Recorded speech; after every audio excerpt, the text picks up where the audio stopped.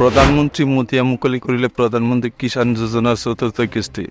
ইয়াৰ লগে লগে 2000 টকা 8 কোটিৰো অধিক কৃষকৰ একাউণ্টত সোমাই পৰিছে। ডিবিটিৰ জৰিয়তে মুঠ 17,000 কোটি টকা কৃষকৰ একাউণ্টত ট্ৰান্সফাৰ কৰা হৈছে। চৰকাৰে কৃষকৰ একাউণ্টত বছৰি 6,000 টকা 3টা কিস্তি দিয়ে। যদিও একাংশ কৃষক এই আঁচনিৰ সুবিধাৰ পৰা বঞ্চিত হৈছে। তালিকাত আপোনাৰ নাম আছেনে নাই জানিবলৈ তালিকাখন এনেদৰে পৰীক্ষা কৰক। তুমি প্ৰধানমন্ত্ৰী কিষাণৰ অফিচিয়েল ৱেবছাইট pmkisan.gov.in চাওক।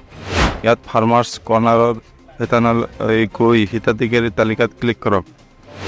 কৃষকৰ ৰাজ্য, জিলা, তহচিল, ব্লক আৰু গাঁৱৰ নাম লিখি গেট ৰিপৰ্টত ক্লিক কৰক। ইয়াৰ পিছত খোল খাব পৰা তালিকাখনত আপোনাৰ নামটো পৰীক্ষা কৰক।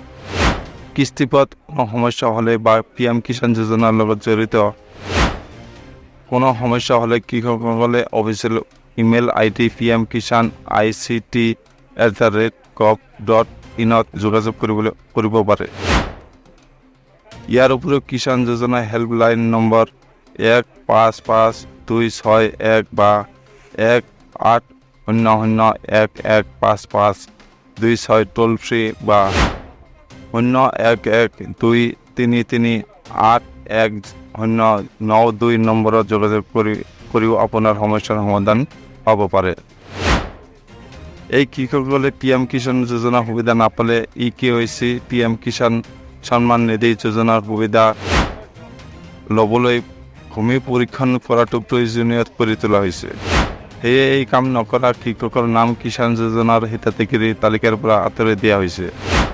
সংবাদ মাধ্যমৰ বাতৰি অনুসৰি বৃহৎ সংখ্যক কৃষক এই সুবিধাৰ পৰা বঞ্চিত হৈছে।